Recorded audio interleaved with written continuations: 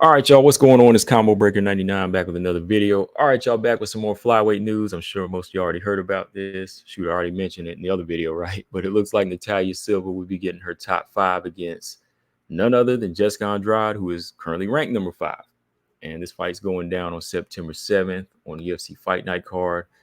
It's going down, y'all. We've been saying that Natalia Silva needed a test. Everybody been matching her up from Caitlin Chikagan to Aaron Blanchfield. You know, I think Natalia Silva, like I said, she is a threat to the division, but of course, we need some questions answered.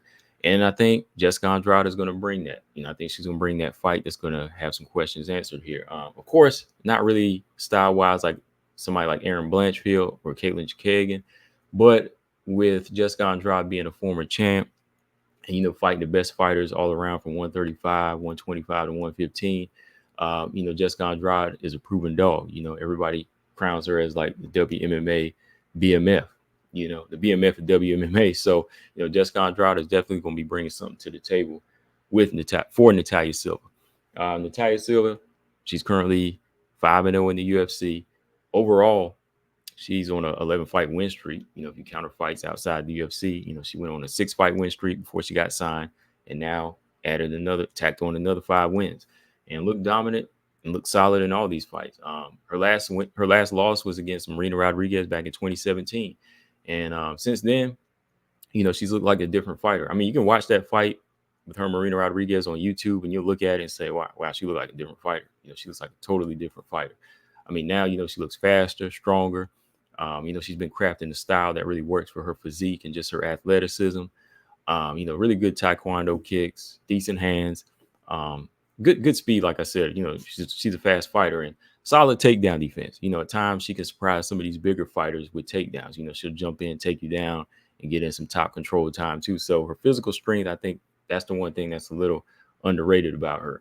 When she's in there with these bigger fighters, people think she's going to go in and get mauled and get dominated, but half the time, she's controlling it with her distance and speed, and even her clinch game on the inside. She's good at with the underhooks and just kind of neutralizing some of these bigger fighters. So, that was what she proved against Jasmine, Andrea Lee, Teresa Bleda. She proved to be a little bit stronger than all these girls and smarter. So yeah, we just need to see some questions answered as she steps it up, at a higher level. Definitely looks like a threat, and I think, style wise against somebody like Jessica Andrade, we will see her have to dig deep in this fight. No matter how one dimensional we talk about Jessica Andrade is, I think Natalia Silva will have to think at times. She will have to put on her thinking cap. But looking at Jessica Andrade, y'all know she didn't have the best year in 2023, but she did crack a 3-fight skid with 2 wins over Mackenzie Dern and over Marina Rodriguez. So yeah, they got a common opponent there. Same things about Jessica Andrade I said before. Her gifts are also her curse. Her power is a gift. I mean, it's a game changer. It's an equalizer. Everybody loves the power when it connects, but when the power doesn't connect, Jessica Andrade's usually in trouble, right? She's usually chasing. She's, just swinging wild, and it just leaves her open to get knocked out, right? So Jessica Andrade has a few things going for her, but, there's a lot of things that she still needs to work on. And at 125, I think her power is very devastating. But with the girls being bigger and stronger, that's what leaves her open to get finished herself, right?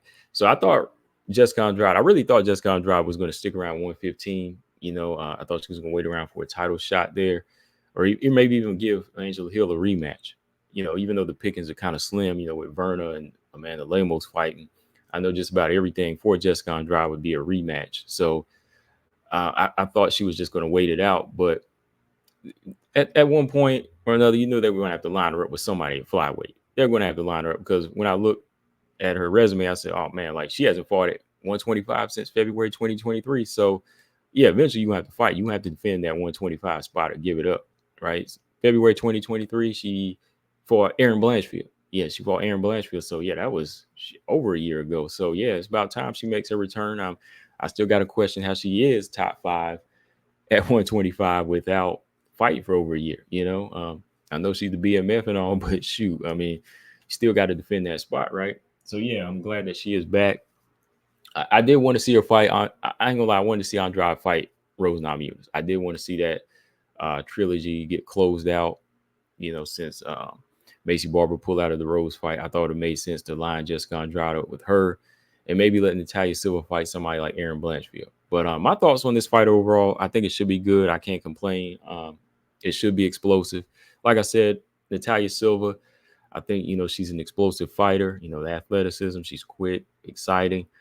Sometimes, she can get kind of pulled into she can kind of pull herself into a points fighting type of style, which isn't bad. But, if the knockout is there, go and get it. She doesn't really go straight after the knockout. But if it's there, she will. If she does have somebody hurt, she will finish them. I will say that. But I think that, that's kind of the style that she's been presenting as of lately, which I have no problem with. As long as she's getting the W's and, she's fighting smart and not sticking her chin out there all the time just to, please the fans, that's cool. But in this type of fight here, I do like it with Jessica Andrade, because I think Andrade will test her. I think Jessica Andrade will get in those trenches with her and push that dog on her. Jessica Andrade, like I said, fought everybody from 125, 135, 115. She's not afraid. So, Jessica Andrade will take chances. I think Andrade will try to close that distance and test Natalia Silva's chin.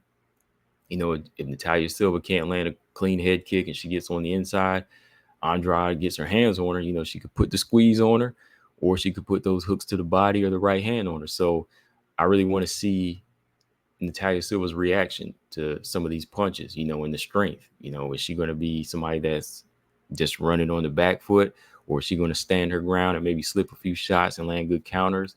How's her takedown defense going to be? Like, will she be able to counter the strength of Jessica Andrade? Will she take a page out of Erin Blanchfield Valentina's book?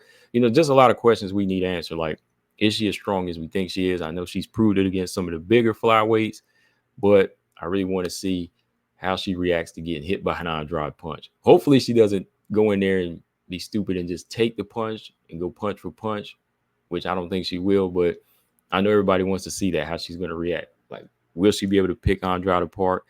I think she has the tools and the speed to do it, but will she have that courage to kind of stand her ground at times, or even just, keep it in the center and be kind of slick and just take subtle movements instead of big steps like she's used to? All right. So, yeah, I'm kind of excited about this fight. It's going down in a few more months, about 2 months now. Jessica Andrade versus Natalia Silva. Guys, let me know what y'all think of this fight in the comment section. Like I said, I know a lot of people wanted to see her fight Erin Blanchfield, but when you think about it too, man, that probably would have been a bad style matchup for Erin Blanchfield to return against, having taken on, another quick striker already in Manon. Give her some time to kind of work on that style, because that might be her kryptonite now, those movers and shakers.